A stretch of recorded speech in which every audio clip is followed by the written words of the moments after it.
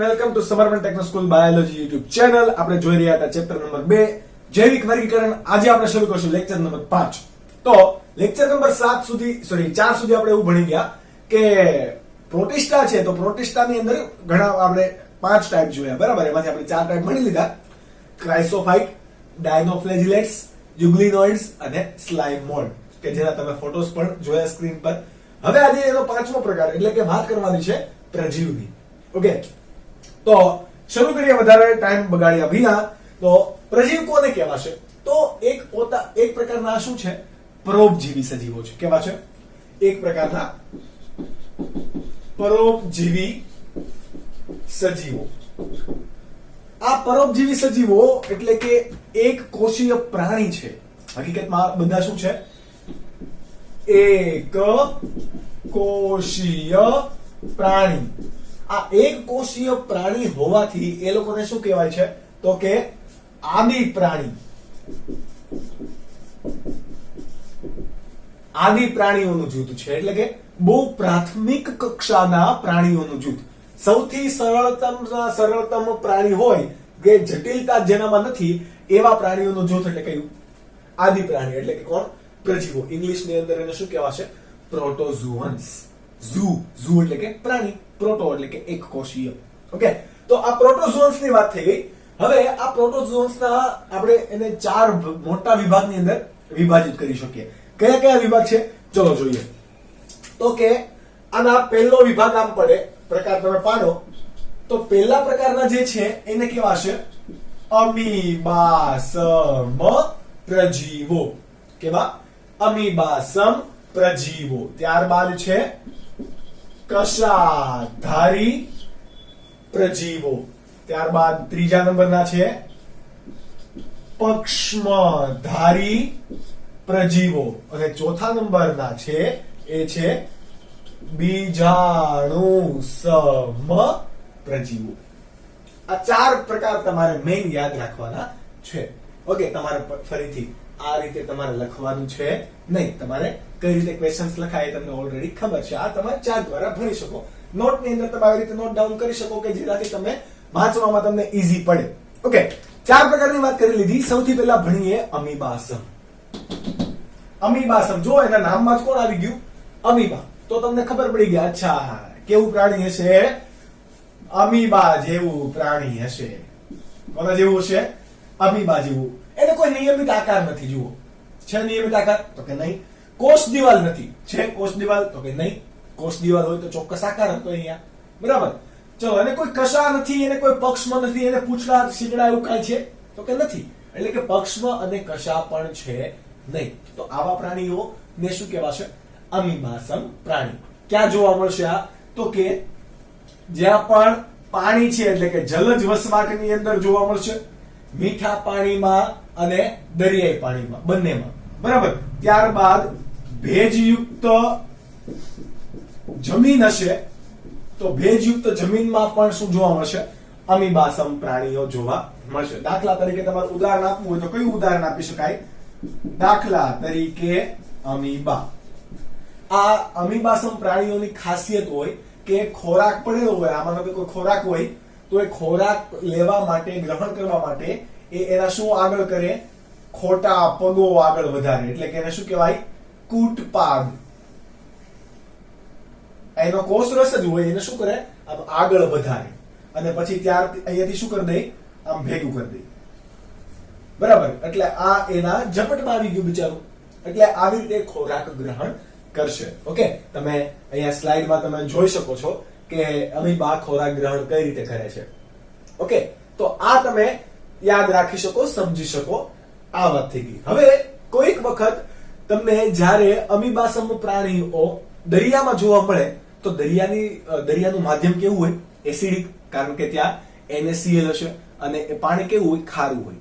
તો એના માટે બચાવ કરવા માટે દરિયાઈ અમીબાસમ હોય, બરાબર, એ એના ફરતે શું ધરાવે? સિલિકાનું આવરણ ધરાવશે. શું ધરાવે? સિલિકાનું આવરણ. જેમ કે દાખલા તરીકે આપણે ઉદાહરણ આપીએ, એન્ટામીબા. શું?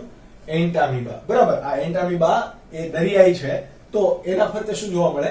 સિલિકાનું આવરણ જોવા મળશે. આ વાત થઈ ગઈ તમારી અમીબાસમ પ્રાણીઓની, એટલે કે અમીબાસમ પ્રજીવોની. ત્યારબાદ વાત કરીએ કશાધારીઓની. તો એના નામમાં જ છે, જે પ્રજીવ કશા, આ લાંબુ પૂછડું એટલે કે કશા ધરાવતા હશે એવા પ્રજીવોને શું કહેવાય? કશાધારી. ઘણી વખત એક કશા હોય, ઘણી વખત બે કશા હોય. આ કશા દ્વારા એ શું કરશે? પ્રચલનમાં મદદ કરે. કશા શેમાં મદદ કરશે? હંમેશા પ્રચલનમાં અને હલનચલનમાં મદદ કરે. ઓકે, તો આવા કોઈક પ્રાણી હોય તો એને શું કહેવાય? કશાધારી પ્રાણીઓ. આ પણ કેવા હશે? સંપૂર્ણ રીતે પરોપજીવી અને મુક્તજીવી પરોપજીવી છે. પછી કેવા? મુક્તજીવી અને પરોપજીવી. આ છૂટા છવાયેલા રહેશે, એટલા માટે એને શું કીધા છે? મુક્તજીવી. બરાબર, વસાહતી કે ગ્રુપમાં રહેશે નહીં, એટલા માટે મુક્તજીવી. અને ખોરાક માટે બીજા ઉપર હંમેશા આધાર રાખે છે. જો કે બધા જ પ્રજીવો બીજા ઉપર જ આધાર રાખે, એટલે કેવા હશે? બધા પરોપજીવી તો હશે. તો પરોપજીવી આપણે કોમન કરી દઈએ. શું કરી દઈએ? કોમન. હવે આની એક ખાસિયત છે, બરાબર, કે આ ટ્રાઇપેન, આ કશાધારી પ્રજીવ છે, એમાંથી એક ઉદાહરણ છે. દાખલા તરીકે આપણે લખી દઈએ ઉદાહરણનું નામ, તો કે ટ્રાઇપેનોસોમા. બરાબર, ટ્રાઇપેનોસોમા પ્રજીવ છે કે જે કશા ધરાવે છે. એનું આખું નામ છે ટ્રાઇપેનોસોમા ગેમ્બેન્સી. આખું નામ છે ટ્રાઇપેનોસોમા ગેમ્બેન્સી. તમને ટેક્સ્ટબુકમાં ટ્રાઇપેનોસોમા આપેલું છે. ઓકે, તો આ ટ્રાઇપેનોસોમા જો આપણા શરીરની અંદર હોય તો આપણને એક ઊંઘવાની બીમારી થાય. ગમે ત્યાં ઊંઘ આવી જાય, વાંચતા વાંચતા ઊંઘ આવી જાય, ખાતા ખાતા ઊંઘ આવી જાય. એટલે જે લોકો હદ કરતા વધારે સૂવે છે, ઘણા લોકોને આપણે કહીએ નહીં કે એલા કઈક રીત હોય, કેટલું તમારે સૂવાનું, તો એ નથી કંટ્રોલ કરી શકતા, તો એના શરીરમાં કઈ હશે? કશાધારી સજીવની ઇફેક્ટ હશે. એ કઈ હોય? ટ્રાઇપેનોસોમા. તો એના કારણે શું થાય? તો કે ઊંઘવાની બીમારી આવી જાય. એટલે કે ઊંઘ ઉડી ના જાય, પરંતુ હંમેશા સૂતો જ રહે. એટલા માટે એને કહેવાય નિંદ્રા રોગની બીમારી. કેવી? નિંદ્રા રોગની બીમારી. આ તમારે પૂછાઈ ગયેલો સવાલ છે નીટમાં. નિંદ્રા રોગ માટે જવાબદાર સજીવ કયું? ટ્રાઇપેનોસોમા ગેમ્બેન્સી. એકદમ ઈઝી. કેટલા માર્ક્સ? 4 માર્ક્સ આવી ગયા તમારા પોકેટમાં. બરાબર, આગળ વાત કરીએ આપણું પક્ષમધારી પ્રજીવ. જો આમાં કશા, તો આમાં શું હોવાનું? પક્ષમો. એટલે કે તમારો કઈક સજીવ આવો છે, આ સજીવ છે, તો એની સપાટીની ફરતે હજારોની સંખ્યામાં શું હોવાના છે? નાના નાના નાના નાના નાના નાના નાના પક્ષમો હોવાના. આવો કઈક સજીવ છે, હજારોની સંખ્યામાં પક્ષમો હોય. આ પક્ષમો શું કામ કરશે? તો કે આ પ્રચલન, એટલે કે એક જગ્યાએથી બીજી જગ્યાએ મૂવમેન્ટ કરવામાં કામ કરતું હતું. આ ક્યાં કામ કરશે? એક જગ્યાએ, પરંતુ હલનચલન કરવામાં. જુઓ, તમે આમ કરો તો આને શું કર્યું કહેવાય? હલનચલન. પ્રચલન કર્યું કહેવાય? તો કે નહીં. પ્રચલન એટલે કે સ્થાનાંતરણ કરવું. હું અહીંયાથી અહીંયા જાઉં, અહીંયાથી અહીંયા જાઉં, તો આને શું કર્યું કહેવાય? પ્રચલન કર્યું કહેવાય. સમજ પડી? પણ જ્યારે હું પ્રચલન કરું છું ત્યારે હલનચલન પણ કરું છું, તો કે હા. પરંતુ આ હલનચલન કરું છું ત્યારે પ્રચલન કરું છું, તો કે નહીં. એટલે દરેક હલનચલન એ પ્રચલન નથી, પરંતુ દરેક પ્રચલન એ હલનચલન પણ છે.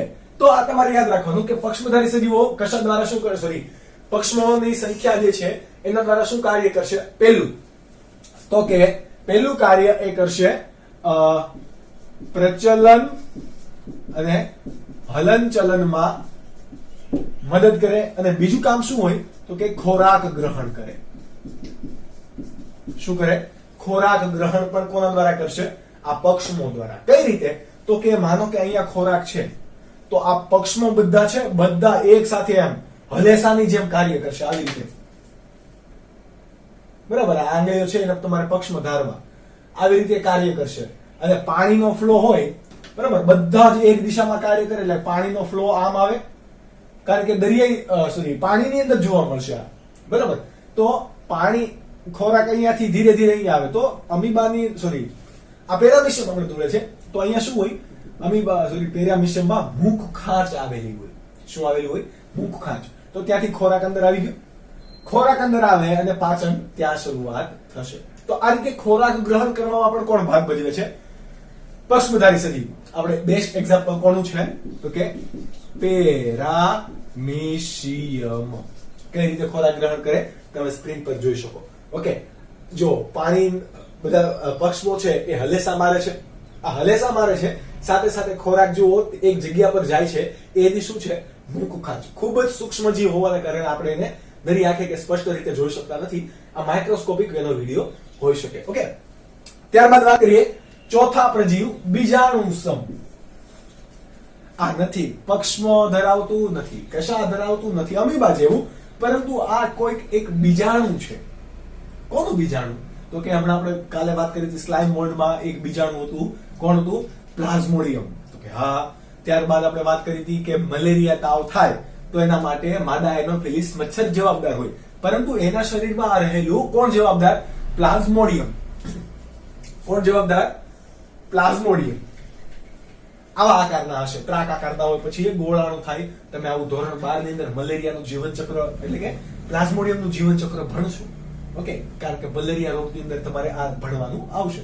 તો આવા એક પ્રકારના બીજાણુ છે કે જે કોના તરીકે ઓળખાય છે? પ્રજીવ તરીકે ઓળખાય છે. એક પ્રકારના એ સજીવ છે, પ્રાણી છે, એક કોષીય છે.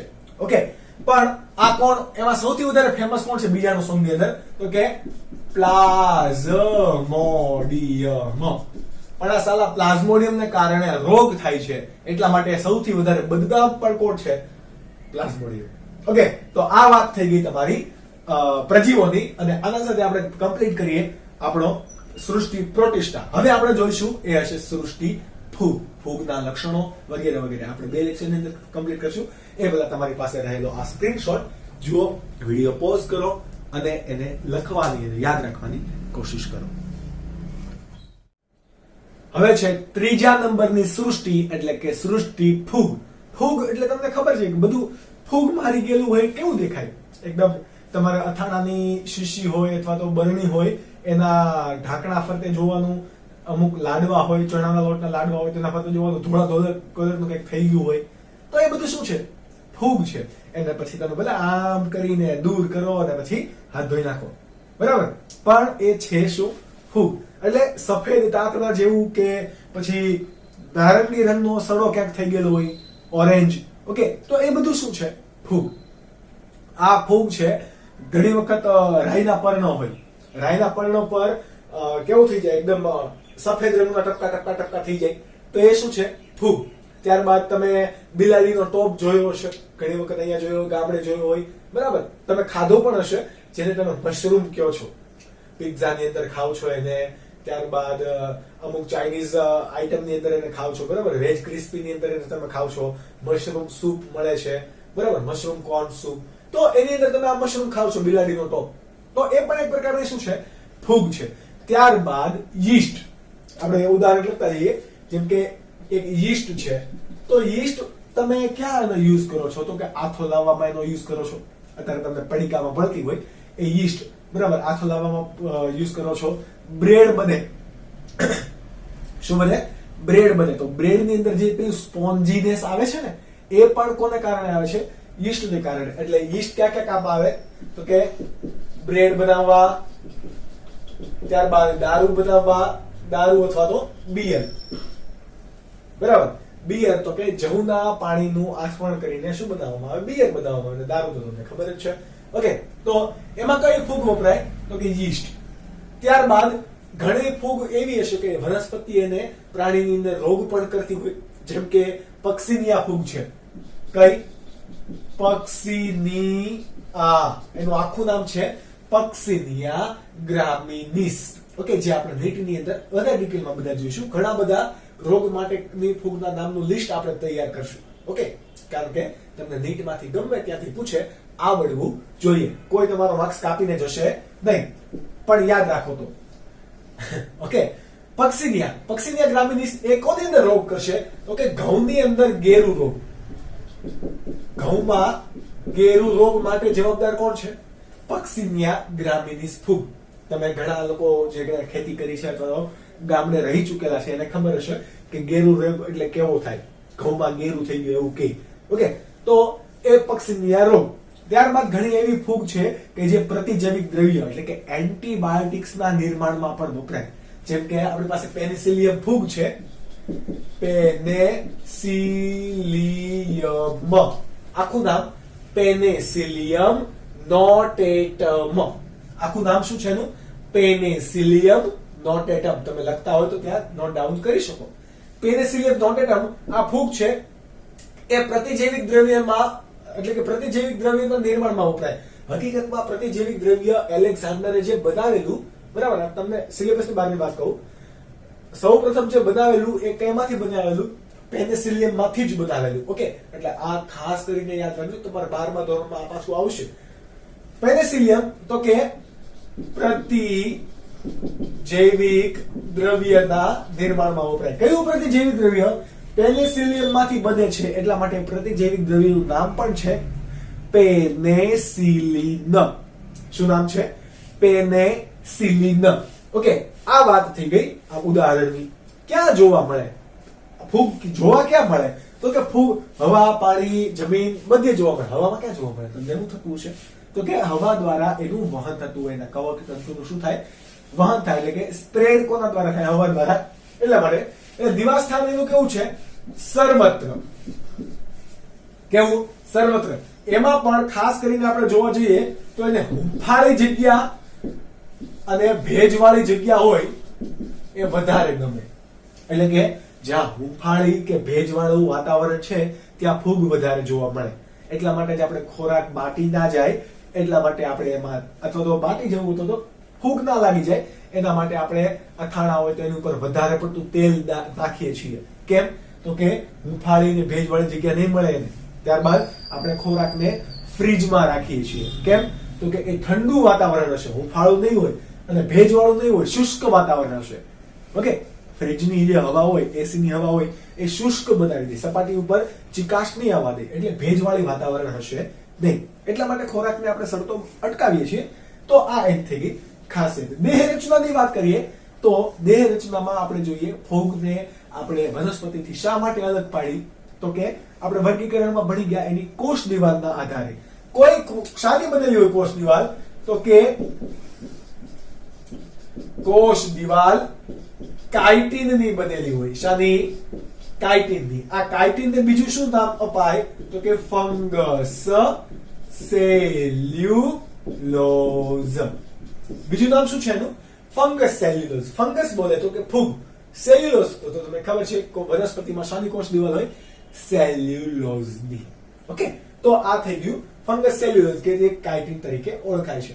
ઓકે, એટલે સેલ્યુલોઝ નથી. બંનેના બંધારણ કેવા છે રાસાયણિક રીતે? બંને અલગ અલગ છે, બરાબર. જે તમે ચેપ્ટર નંબર 9 જૈવિક અણુની અંદર બંધારણ એના ભણશો.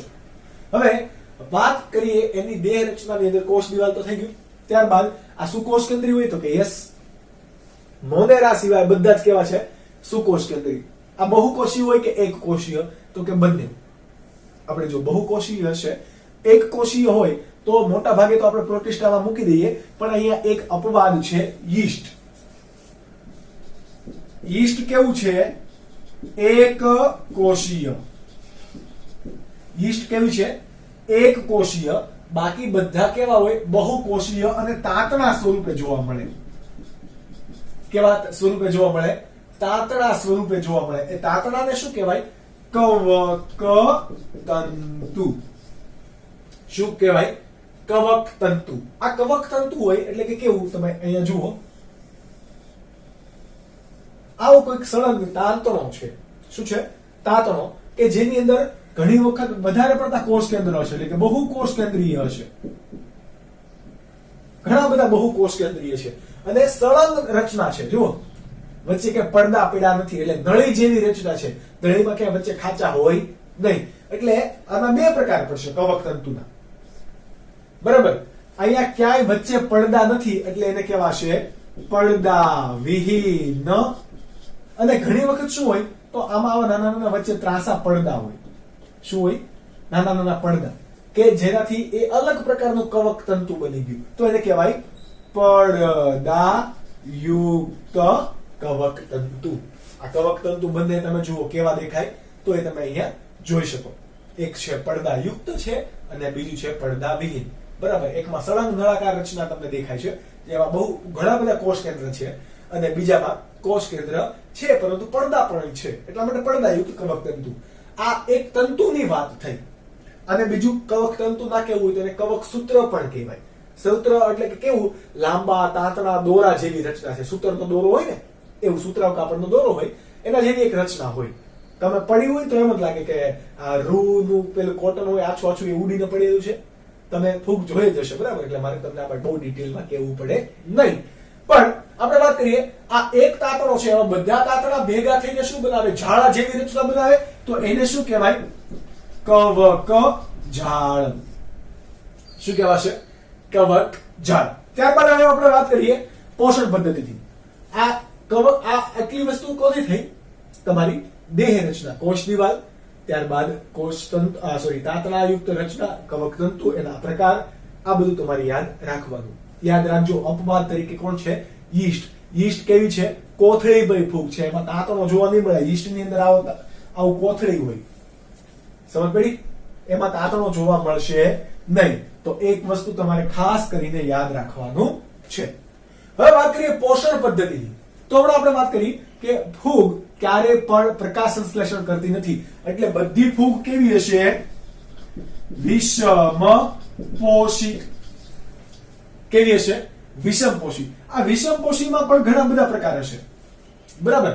ઘણી વિષમપોષીના પણ પ્રકાર. કયા કયા પ્રકાર? તો કે ઘણી ફૂગ હશે એ મરી ગયેલા કે સડતા કાર્બનિક પદાર્થો હોય, એટલે કે કોઈક સજીવ મરી ગયું છે, પાંદડા કોહવાય છે, એ બધા ઉપર જોવા મળે. ખોરાકનો આધાર મૃત કાર્બનિક ઘટકો ઉપર રાખે, એટલે મરી ગયેલા સજીવો ઉપર આધાર રાખતી ફૂગને શું કહેવાશે? મૃતોપજીવી. કેવી કહેવાય? મૃતોપજીવી. અને ઘણા વિષમપોષી એવા હશે કે કોઈ વનસ્પતિ, કોઈ પ્રાણી કે અન્ય કોઈ સજીવ પર આધાર રાખતા હોય, એને શું કહેવાય? પરોપજીવી. શું કહેવાશે? પરોપજીવી. આધાર જો બીજા ઉપર જ રાખે છે, પરંતુ આ કેવા છે? વિષમપોષી છે. હવે ઘણી એવી ફૂગ હશે કે જે સહજીવન ગુજારે. તમે એને હું બધા સાથે જ રહેતા હોય, તેને શું કહેવાય? સહજીવન. એમાં હું ક્યાંક તમને ફાયદાકારક હોય, તમે મને ક્યાંક ફાયદાકારક હોય, એટલે બંનેનું સહજીવન હોય, બંને એકબીજા માટે જરૂરી હોય. ઓકે, તો એવા પ્રકારને શું કહેવાશે? સહજીવન. તો અમુક જે ફૂગ છે એ કેવી હશે?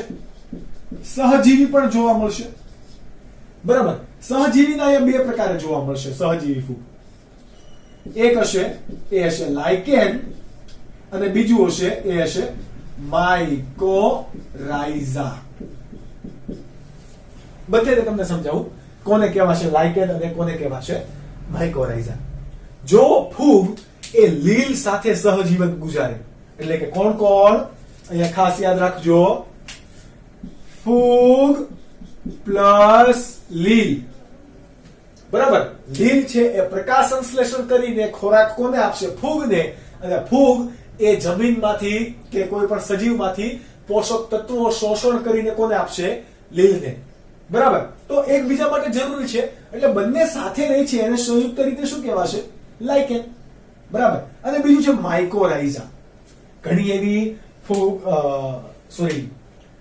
ફૂગ હશે કે જે ઉચ્ચ કક્ષાની વનસ્પતિ હોય, એટલે કે આવૃત બીજધારી વનસ્પતિની અંદર એના મૂળ હોય, એ મૂળની ઉપર કોણ રહેલું હોય? આ ફૂગ, બરાબર? એટલે કે મૂળને પણ આ ફૂગ વિના ચાલશે નહીં, અને ફૂગને આ મૂળ વિના ચાલશે નહીં. કઈ રીતે બંને કામ કરશે? ફૂગ જે છે એ જમીનમાંથી ફોસ્ફરસ લઈને મૂળને આપશે. ફૂગ જમીનમાંથી ફોસ્ફરસનું શોષણ કરીને મૂળને આપશે, એટલે મૂળને પોષક તત્વો મળી રહ્યા. અને મૂળ છે એ ખોરાક બનેલો હશે પ્રકાશ સંશ્લેષણ દ્વારા, એ કોને આપશે? ફૂગને આપશે, અને રહેવા માટેનું સ્થાન પૂરું પાડશે. એટલે એકબીજા માટે બંને જરૂરી છે. મૂળ એટલે કે ઉચ્ચ કક્ષાની વનસ્પતિ સાથે સહજીવન ગુજારે તો એને શું કહેવાય? કવક મૂળ. ગુજરાતીમાં એને શું કહેવાશે?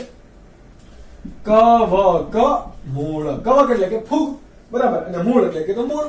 તો એને ઇંગ્લિશમાં શું કહેવાય? માઇકોરાઇઝા. શું કહેવાશે? માઇકોરાઇઝા. આ વાત થઈ ગઈ તમારી કોની? તો કે ફૂગની પોષણ પદ્ધતિ. હવે તમારે મેઇન જે છે એ આમાંથી યાદ રાખવાનું છે પ્રજનન.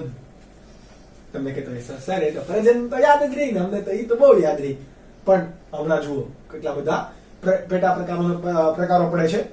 પ્રજનન આપણે એ 3 પ્રકારનું જોવા મળશે. કેટલા પ્રકારનું? ત્રણ પ્રકારનું. પેલું હશે એ વાનસ્પતિક પ્રજનન, બરાબર, વાનસ્પતિક પ્રજનન. ત્યારબાદ બીજું જોવા મળશે એ અલિંગી પ્રજનન, અને ત્રીજું જોવા મળશે લિંગી પ્રજનન. ત્રણ. ઓકે, હવે ત્રણના પણ પેટા પ્રકાર છે, તમને હું સમજાવી દઉં બધાના. પેલું વાનસ્પતિક પ્રજનન કોને કહેવાશે?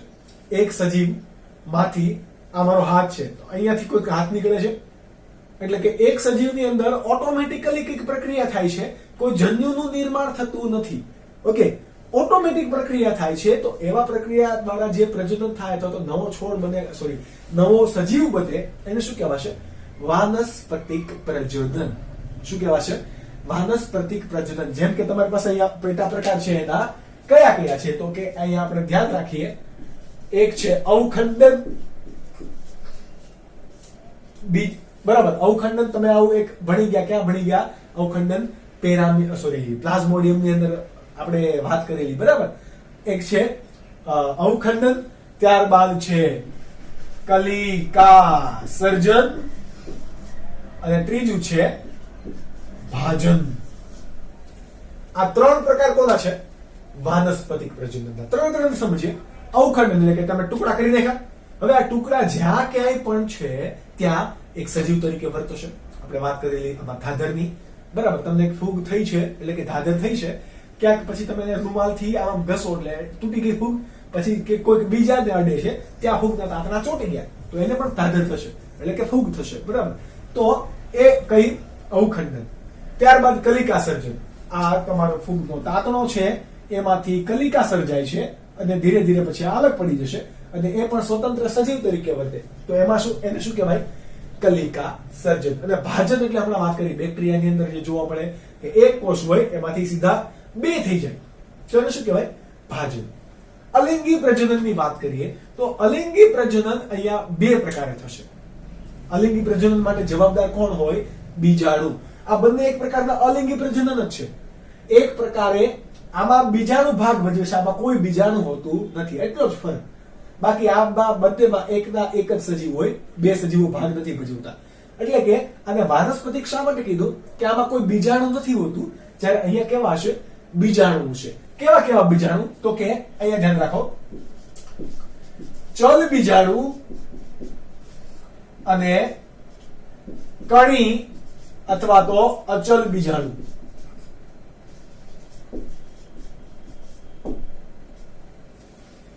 કેવા? ચલ બીજાણુ અને કણી બીજાણુ. ચલ બીજાણુ એટલે કે આ માનો કે કોઈ ફૂગના તંતુ છે, તો એના ઉપર શું હોય? આવી રીતે કશા હોય. તો એ બીજાણુ છે ફૂગના, તો એ બીજાણુ શું કરે? હલનચલન કરી શકે. શું કરી શકે? હલનચલન કરી શકે. તો એવા બીજાણુને શું કહેવાય? ચલ બીજાણુ. અને ઘણા એવા હોય કે હલનચલન કરી શકશે નહીં, કારણ કે એમની પાસે કશા કે એવું કઈ છે નહીં, પક્ષમાં પણ નથી, તો એને શું કહેવાય? અચલ બીજાણુ. શું કહેવાશે? અચલ બીજાણુ. આ હમણાં આપણે જોઈશું આના પ્રકારો, ફૂગના પણ, એને પણ વર્ગીકૃત કરવામાં આવી છે દરેક સજીવની જેમ. તો એની અંદર બધી આપણે હમણાં જોઈશું ઉદાહરણ સહિત. ઓકે, ત્યાં સુધી આટલું તમે યાદ રાખો કે અલિંગી કોના દ્વારા જોવા મળે? ચલ બીજાણુ અને કણી બીજાણુ કહેવાય એને, અથવા તો અચલ બીજાણુ પણ કહેવાય. હવે વાત કરીએ લિંગી પ્રજનનની. તો લિંગી પ્રજનનની અંદર બહુ બધી વિવિધતા અહીંયા જોવા મળશે. શું જોવા મળે? વિવિધતા. કઈ કઈ વિવિધતા? તો આપણે જોઈએ. અલિંગી બીજાણુની, અલિંગી પ્રજનન કરે એટલે કે બે સજીવો ભાગ ભજવતા હોય, બંને સજીવો ભાગ ભજવે લિંગી પ્રજનનમાં, તો આપણને ખબર છે કે કોણ ભાગ ભજવવાનું? બીજાણુ. આ બીજાણુ કેવા હોય? એકકીય. આપણામાં તમને ખબર છે આપણે કેવા સજીવો છીએ? દ્વિકીય. એટલે કે આપણામાં રંગસૂત્રની જોડ જોવા મળે. કેટલી જોડ હોય? 23 જોડ. મનુષ્યની વાત કરીએ, પણ રંગસૂત્રની સંખ્યા કેટલી? 46 કે નહીં? રંગસૂત્રની સંખ્યા કેટલી? 46, પરંતુ રંગસૂત્રની જોડ કેટલી? 23. એવી રીતે એટલે આપણે 23 જોડ કહીએ તો આપણામાં આવું કહેવાય કે 2n, અને જોડ કહેવાય કે નો કહેવાય? પરંતુ જોડમાં ન હોય તો એને ખાલી n કહેવાય. તો જ્યાં 2n એટલે કે જોડ છે એને શું કહેવાય? દ્વિકીય સજીવ અથવા તો દ્વિકીય ઘટક. અને જ્યાં જોડ નથી એને શું કહેવાય? એકકીય ઘટક. શું કહેવાશે? એકકીય. તો અહીંયા બીજાણુ કેવા હશે? એકકીય હશે. આ એકકીય બીજાણુ એટલે કે નરનો અને માદાનો લિંગી બીજાણુ માટે કોમન વાત કરીએ, નર અને માદા હોય અથવા તો ઘણી વખત ફૂગની અંદર મિક્સ પણ હોય. આ નરનું છે અને એક માદાનું છે. આપણે નરનું નાના અને માદાને મોટા વડે દર્શાવીએ. આ બંને કેવી છે? એકકીય રચના છે એટલે કે n વડે દર્શાવીએ. હવે બંને ભેગા થઈને શું બનાવશે? ફલિતાંડ બનાવે. ફલિતાંડ એટલે કે બંને ભેગા થઈ ગયા અને કઈ અવસ્થા બનાવે? 2n. એને આપણે શું કહીએ? ફલિતાંડ તરીકે ઓળખીએ. સમજ પડી? આ ફલિતાંડ. પરંતુ વાત અહીં આવી બીજાણુની. કોની વાત આવી? આ બીજાણુની. આ બીજાણુ હોય ક્યાં? તો ફૂગની અંદર શું હોય? ફળકાય નામની રચના હોય. શું હોય? ફળકાય. બધી ફૂગની અંદર ફળકાય હોય. એ વિવિધ પ્રકારના બીજાણુ ધરાવે. શું ધરાવે? વિવિધ પ્રકારના બીજાણુ. લિંગી પ્રજનન ફળકાય માટે જવાબદાર. લિંગી પ્રજનન માટે ફળકાય જવાબદાર. અને ફળકાયના કેટલા પ્રકાર છે? તો કે દરેકે દરેક ફૂગના પ્રકાર વાઇઝ આ ફળકાયના બીજાણુ તો પણ કેવા પડશે? પ્રકાર પડશે. જેમ કે કયા પ્રકાર છે? તો કે એક છે અંડ બીજાણુ. કોનામાં જોવા મળશે આપણે પછી વાત કરીશું. એક પ્રકારના હશે અંડ બીજાણુ તરીકે ઓળખાશે. એક ધાની બીજાણુ અને ત્રીજા પ્રકણી બીજાણુ. કેટલા અહીંયા તમને પ્રકાર પડ્યા? 3. કેવા? અંડ બીજાણુ, ધાની બીજાણુ અને પ્રકણી બીજાણુ. આ બીજાણુ એક પ્રકારના જન્યુ છે. જેમ કે આપણામાં કેમ હોય? શુક્રકોષ હોય, માદાની અંદર કોણ હોય? અંડકોષ હોય. તો એ એક પ્રકારના જન્યુ છે. પરંતુ આપણે અહીંયા જન્યુ ન કહેતા એને શું કહીશું? બીજાણુ કહીશું. આ બીજાણુઓ ભેગા થાય અને શું બનાવે? ફલિતાંડ બનાવે. ફલિતાંડ અલગ અલગ સજીવોમાંથી બન્યું એટલે કે 2 સજીવોએ ભાગ લીધો એટલા માટે આને શું કીધું? લિંગી પ્રજનન. શું કીધું? લિંગી પ્રજનન. હવે વાત કરીએ કે લિંગી પ્રજનનના તબક્કા કેટલા છે? શું? લિંગી પ્રજનનના તબક્કા કેટલા છે? તો અહીંયા તમારે લિંગી પ્રજનન માટેના તબક્કા તમારે 3 બેન યાદ રાખવાના છે. કેટલા? 3. પહેલું છે જીવરસ સંયુગ્મન. આ શું છે? આના તબક્કા છે. બરાબર? લિંગી પ્રજનનના તબક્કાઓ. પહેલું છે જીવરસ સંયુગ્મન થશે. ત્યારબાદ શું થાય? કોષ કેન્દ્ર ભેગા થાય એટલે કે કોષ કેન્દ્ર સંયુગ્મ. ત્રીજું શું થશે? તો કે છેલ્લે શું થાય? અર્ધીકરણ. શું થાય? અર્ધીકરણ. હવે આપણે જોઈએ 3 ને કોને કહેવાય? જીવરસ સંયુગ્મન એટલે કે જીવરસ એટલે કે કોષરસ. કોષરસના જોડાવાની પ્રક્રિયાને શું કહેવાય? જીવરસ સંયુગ્મન. જેમ કે લિંગી પ્રજનન થતું હોય ત્યારે આ એક કવક તંતુ હશે. આ એક સજીવનું કવક તંતુ છે. આ બીજી ફૂગનું કવક તંતુ છે. બે નજીક આવી ગયા કે ન આવી ગયા? આ નજીક આવી ગયા એટલે એની પાસે શું હશે? કોષ કેન્દ્ર પણ હશે અને કોષ રસ પણ હશે. આ જે બ્લેક કલર થી દર્શાવું છું એ શું છે? કોષ કેન્દ્ર. હવે બંને નજીક આવી જાય પછી શું થાય? તો કે એકમાંથી બીજામાં અને બીજામાંથી પેલામાં જીવરસનું આપલે થઈને ભેગા થઈ જાય જીવરસ. તો એને શું કહેવાય? જીવરસ સંયુગ્મન. ઓકે. આ જીવરસ એકકીય બીજાણુ ભેગા થવાની ક્રિયાને પણ શું કહેવાય? જીવરસ સંયુગ્મન. ત્યારબાદ બંનેના કોષ કેન્દ્રો ભેગા થાય એટલે કે આવી રીતે આ એક કોષ કેન્દ્ર અને આ બીજું કોષ કેન્દ્ર હતું. બરાબર? આ બંને ભેગા થાય અને મોટું કોષ કેન્દ્ર બનાવી દે એટલે કે n અવસ્થા અને 2n. તો આને શું કહેવાય? જોડાઈ જવાની ક્રિયા. બે કોષ કેન્દ્ર મિક્સ થઈ જાય એ ક્રિયાને શું કહેવાય? કોષ કેન્દ્ર સંયુગ્મન. અને ત્રીજો એક છે અર્ધીકરણ. અર્ધીકરણ એટલે કે આ 2n હોય, ફલિતાંડ હોય. આ 2n એટલે કે આપણું કોણ છે અત્યારે? ફલિતાંડ. આ કોણ છે? આપણા બીજાણુ. બરાબર?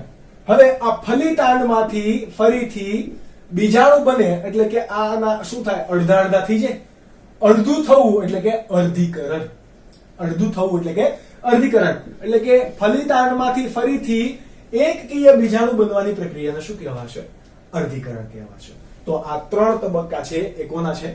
લિંગી પ્રજનનના તબક્કાઓ કે જે તમારે યાદ રાખવાના રહેશે. કયા કયા છે? જીવરસ સંયુગ્મન, કોષ કેન્દ્ર સંયુગ્મન અને ત્યારબાદ અર્ધીકરણ. હવે વાત કરીએ કે જ્યારે પણ લિંગી પ્રજનન થતું હોય ત્યારે કોષ કેન્દ્ર ભેગા થાય અને શું આપણે થાય? આપણે વાત કરી કવક તંતુ ભેગા થઈ ડાયરેક્ટ શું બની જાય? ફલિતાંડ બનાવી દે. ફલિતાંડ એટલે કે 2n અવસ્થા બનાવી દે ડાયરેક્ટ. પરંતુ એમાં પણ અપવાદ છે. શું છે? અપવાદ. જેમ કે હમણાં આપણે એના પ્રકાર ભણીશું તો એના પ્રકારો પૈકી એના ટોટલ 4 પ્રકાર છે. 4 પ્રકાર તમે યાદ રાખો. કયા કયા? તો ફાઇકોમાઇસિટીસ, આસ્કોમાઇસિટીસ, બેસિડોમાઇસિટીસ અને ડ્યુટેરોમાઇસિટીસ. કયા કયા? અહીંયા આપણા પાસે જગ્યા નથી પરંતુ અહીંયા લખી દઈએ. કઈ ક્લીન નથી કરવું કારણ કે તમારે આ નોટ ડાઉન પણ કરવું હશે. ઓકે, આ 4 પ્રકાર હજી આપણે નેક્સ્ટ લેક્ચરની અંદર ભણવાના છીએ. ફાઇકોમાઇસિટીસ, આસ્કોમાઇસિટીસ, બેસિડોમાઇસિટીસ અને મર્સિડીઝ ને માઇસિટીસ અને ડ્યુટેરોમાઇસિટીસ. તો એ પૈકી આસ્કોમાઇસિટીસ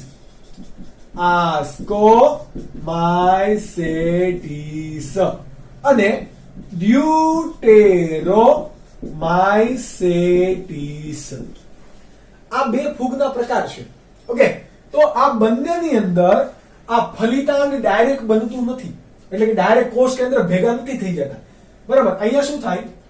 આ એકનું કવક તંતુનું કોષ છે અને આ એનું કોષ કેન્દ્ર, આ બીજાનું પેલું છે અને આ એનું કોષ કેન્દ્ર, બંને ભેગા થઈને ડાયરેક્ટ શું બનાવી દે? આ n અવસ્થા હશે, આ n અવસ્થા અને 2n, આ બંને જો ડાયરેક્ટ કેવા થઈ ગયા? કોષ કેન્દ્ર ભેગા થઈ ગયા. મોટા ભાગે આવું થતું હોય. પરંતુ આ 2 વર્ગની જે ફૂગ છે એમાં શું થશે? તો કે મધ્યવર્તી દ્વિકોષ કેન્દ્રી અવસ્થા જોવા મળશે. કોને કહેવાય મધ્યવર્તી દ્વિકોષ કેન્દ્રી અવસ્થા? તો અહીંયા જુઓ, આ એક સજીવનું કોષ કેન્દ્ર, આ બીજા ફૂગનું કોષ કેન્દ્ર, બરાબર. બંનેની અવસ્થા n. હવે ભેગા થાય તો આની જેમ 2n થઈ જવું જોઈએ ને, પણ નહીં. કોષ 1 એની અંદર 2 કોષ કેન્દ્ર ભેગા થયા. જુઓ, 2 કોષ કેન્દ્ર બન્યા મધ્યવર્તી સ્થિતિએ, એટલે કે હજી બચશે આગળ, એટલે આ વચગાળા અવસ્થા છે. 2 કોષ કેન્દ્ર જોવા મળ્યા. ડાયરેક્ટ ભેગું થઈને એક કોષ કેન્દ્ર નથી થઈ ગયું, પેલા 2 કોષ કેન્દ્ર જોવા મળ્યા. તો એ તબક્કાને શું કહેવાય? મધ્યવર્તી દ્વિકોષ કેન્દ્રીય તબક્કો. અને આ પ્રક્રિયાને શું કહેવાય? મધ્યવર્તી દ્વિકોષ કેન્દ્રીકરણ. પદ્ધતિનું નામ છે દ્વિકોષ કેન્દ્રીકરણ. હવે શું થશે? હવે આ કોષ કેન્દ્ર ભેગા થશે. પેલા નહીં થાય, પછી થયા ભેગા. પેલા થઈ ગયા હોત તો દ્વિકોષ કેન્દ્રી તબક્કો થાત નહીં. પેલા 2 કોષ કેન્દ્ર આવશે, પછી એ ભેગા થાય. સમજ પડી? તો એને શું કહેવાશે? દ્વિકોષ કેન્દ્રીકરણ. અને આ રીતે શું થાય? સૃષ્ટિ ફૂગની અંદર પ્રજનન જોવા મળે કે જેની અંદર બહુ બધી વિવિધતા છે. એના આપણે 4 વર્ગની વાત કરી. એક છે ફાઇકોમાઇસિટીસ, આસ્કોમાઇસિટીસ, ડ્યુટેરોમાઇસિટીસ અને બેસિડોમાઇસિટીસ, કે જે આપણે જોઈશું લેક્ચર નંબર 6 ની અંદર. ત્યાં સુધી તમે હમણાં સ્ક્રીનશોટ તમારી સામે આવશે. તમે વાંચતા રહો, મહેનત કરતા રહો અને આ સવાલ યાદ રાખવાની 100% ટ્રાય કરો. એવી આશા સાથે આપણે ફરી મળીશું લેક્ચર નંબર 6 ની અંદર. ત્યાં સુધી bye bye and take care.